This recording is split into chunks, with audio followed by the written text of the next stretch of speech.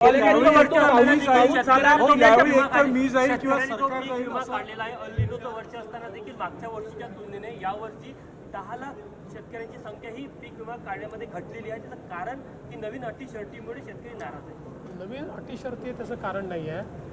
मुळातलं त्याचं कारण असं आहे की आपण 1 रुपयात पीक विमा अशा पद्धतीनं ज्यावेळेस पीक विमा केला त्यावेळी सर्वांनीच तो पीक विमा काढला. पण त्यानंतर आपल्या लक्षात आलं की त्याच्यामध्ये खूप मोठ्या प्रमाणात दुर्दैवाने बोगसगिरी झाली. बीडसारख्या घटना आपल्याला पाहायला मिळाल्या आणि म्हणून मग त्याच्यामध्ये काही सुधारणा आपण केलेल्या आहेत.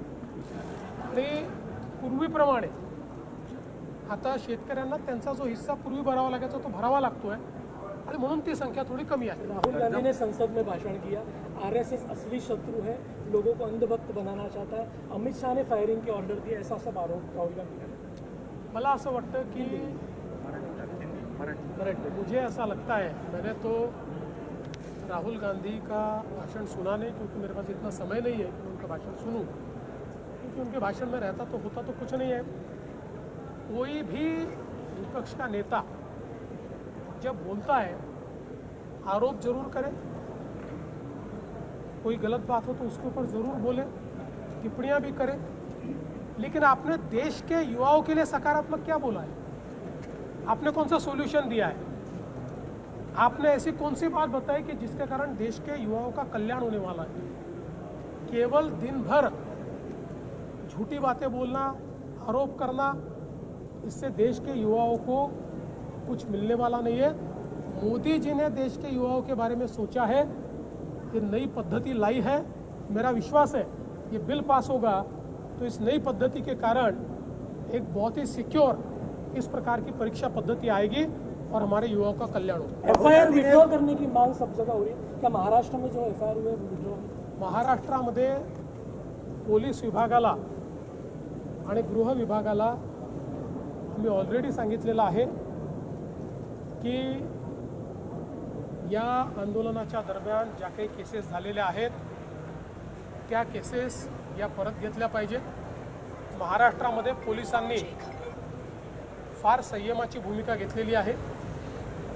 साधारणपणे केसेस जर आपण बघितल्या तर मोठ्या प्रमाणात फक्त जमावबंदीच्या केसेस त्या ठिकाणी लागलेल्या आहेत.